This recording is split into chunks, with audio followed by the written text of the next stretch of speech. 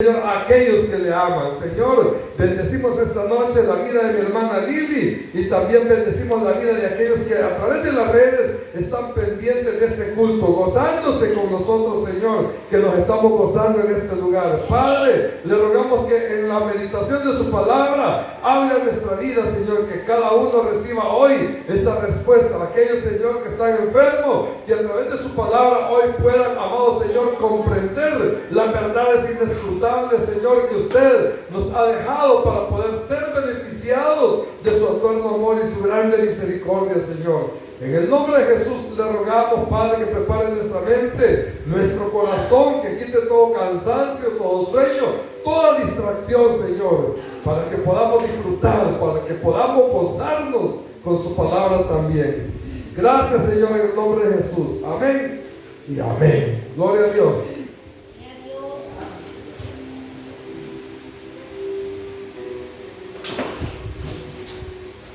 Gloria al Señor. Hemos venido, amados hermanos, estudiando este hermoso libro que nos ha dejado una grande lección para cada uno de los que hemos podido comprender los propósitos de Dios en nuestra vida. Hoy que estamos al final, hermanos, de este capítulo número 5, podemos tener la grande bendición a través de la palabra del Señor de poder, hermanos, darnos cuenta de algunos motivos por los cuales en ocasiones Dios, hermanos, no se manifiesta en aquellos que le buscan, hermanos, esperando un milagro. Para ser específico, esperando, hermanos, que Dios sane sus cuerpos.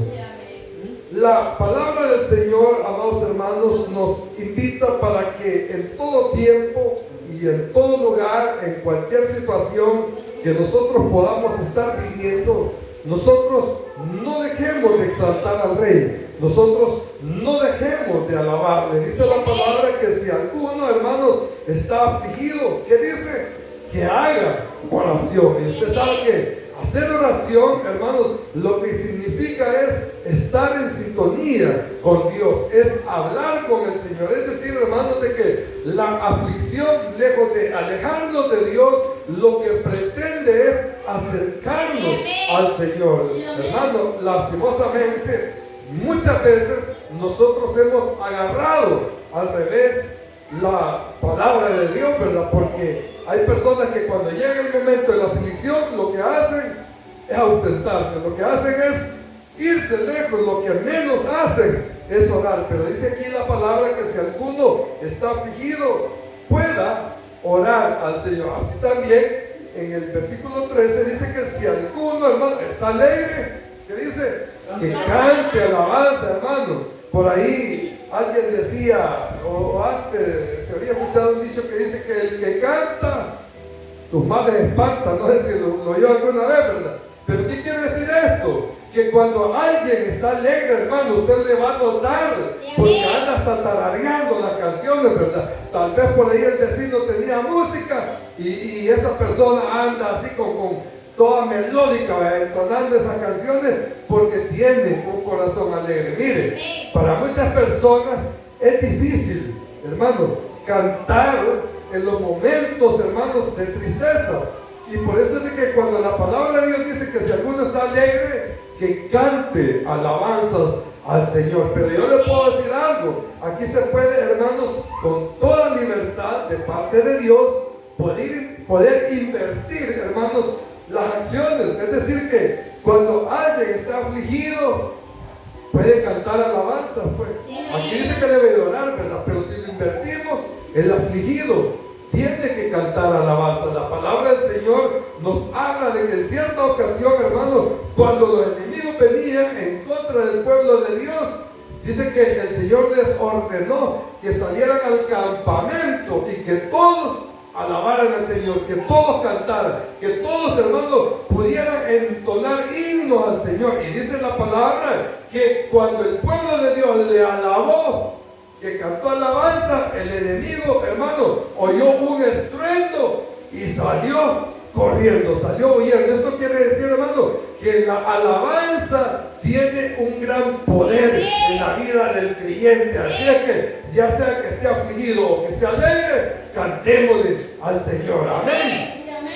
Ahora, dice la palabra del Señor aquí que, hermano, si lo podemos ver en lo que la Biblia nos enseña cuando se refiere a cantar alabanzas, se está, hermanos, refiriendo a que cantar alabanzas incluye, hermanos, los instrumentos. Es decir, hermanos, que lo que hacemos en cada culto, hermanos, es algo que Dios te manda. ¿Sabe por qué? Porque Dios lo que quiere es que todos los días nosotros le alabemos.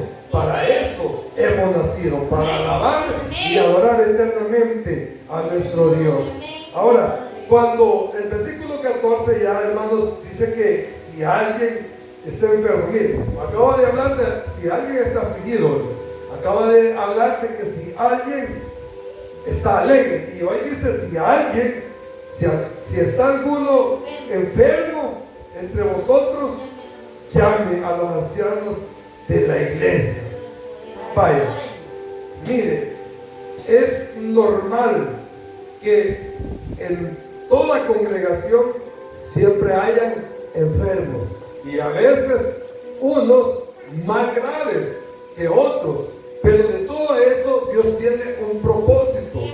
Aquí hay una grande promesa de parte del Señor cuando dice que cuando alguien esté enfermo, que llame a los ancianos y ore por él, y ungiéndole con aceite en el nombre del Señor.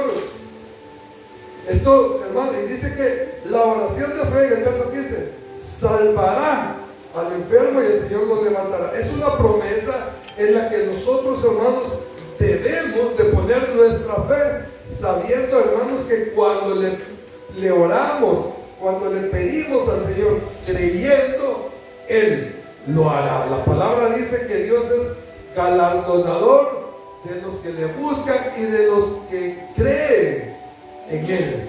Así es que cuando venimos a orar por un enfermo, debemos de estar seguros que el Señor lo va a sanar. Ahora, en base a estos versículos donde prácticamente se escucha como que es un compromiso de parte de Dios, le puedo decir algo.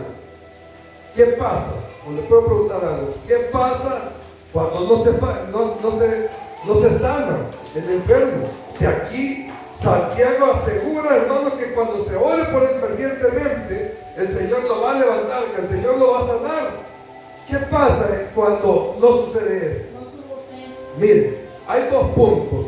Uno, que no tuvo fe, que no oró. Aquí dice que tiene que orar, hermanos, que tiene que orar fervientemente, que tiene que ser una oración eficaz, es decir, que tiene que ser una oración, hermano, creyéndole completamente a Dios, que Él es poderoso para hacerlo. Miren, esto es algo, hermano, que muchas veces va a costar que nosotros tengamos fe, porque nuestra mente, cuando ve a un enfermo, hermanos, que ya está, como decimos en buen salvadoreño, ¿verdad?, con un pie afuera y con otro adentro, lo primero que uno hace cuando va a orar por el enfermo es dudar, ¿verdad?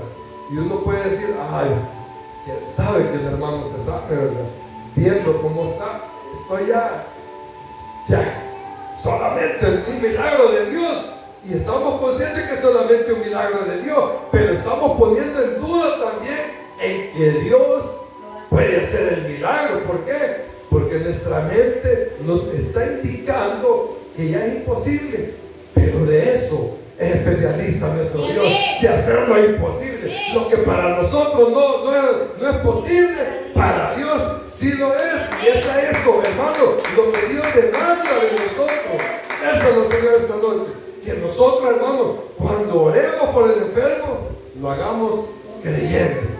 Le voy a decir algo: si Dios no lo sana, ahí entonces ya no es nuestro problema. Porque, mire, Dios muchas veces tiene propósitos con las personas. Cuando se ha orado con fe, cuando se ha orado fervientemente, cuando se ha orado con todo el alma y con todo corazón, pero nosotros vemos que no se sana. En ese caso, hermanos, es que Dios tiene propósitos con las personas, y es ahí donde queremos llegar. Y uno de los grandes obstáculos para que alguien, hermano, que esté enfermo y que se sane es el pecado. Miren, hay enfermedades, hermanos, que son a causa de pecados. Hay enfermedades que son consecuencias de nuestro, decía mi abuelita, de nuestros desarreglos. Es decir, hermano, de que, por ejemplo, ¿verdad?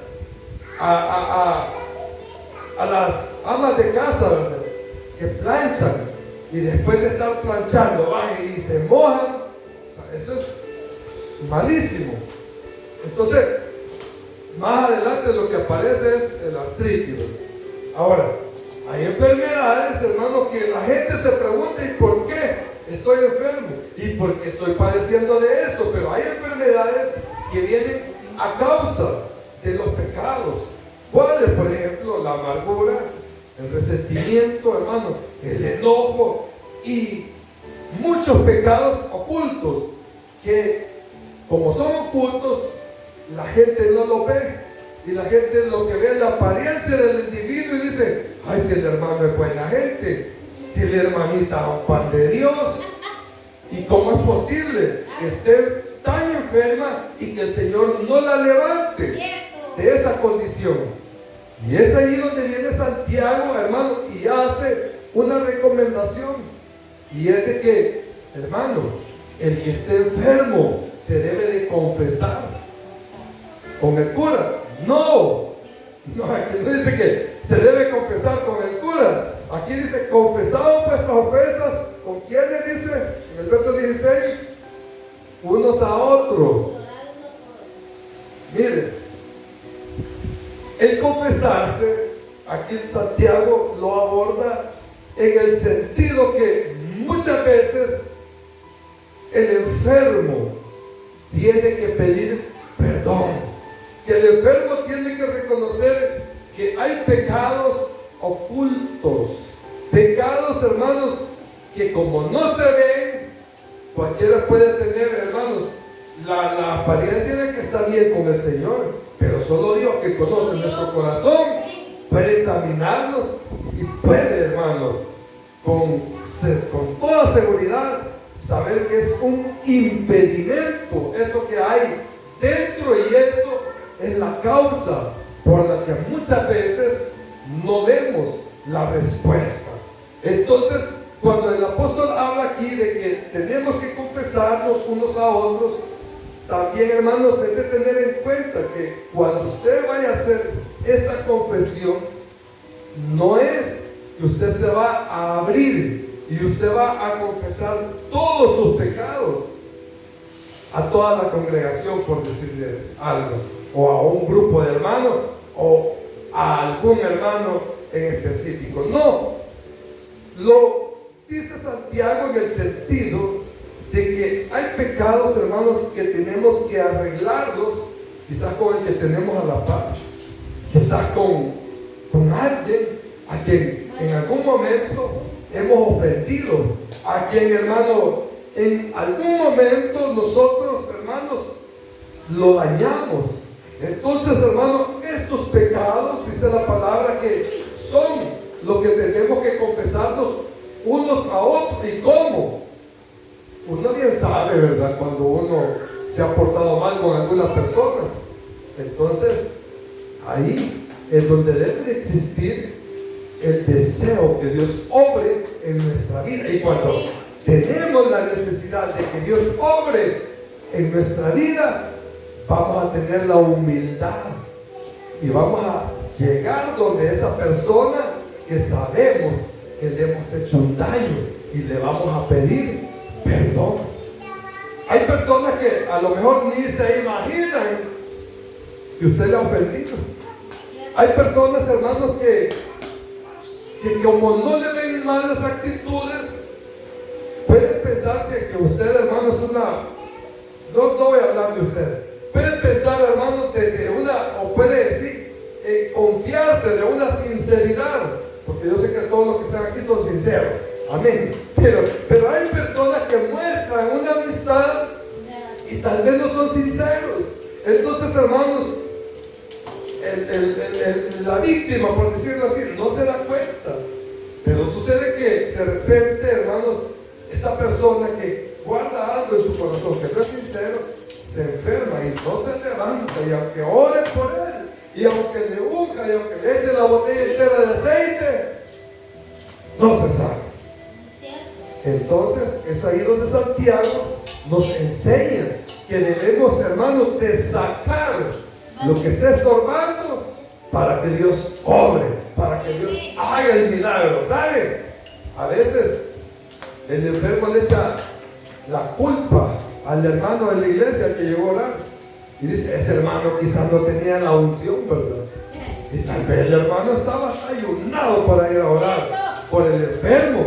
El problema es que el enfermo muchas veces no quiere sacar lo que hay dentro del corazón. Mire, hace unos meses fuimos a orar por una persona hasta algo joven. Por supuesto que el pecado de ella era evidente, porque se le sentía en el aliento. Pero hay pecados, hermanos, que la gente o el enfermo debe de, hermanos, sacarlo y renunciar a ellos para que Dios haga la obra.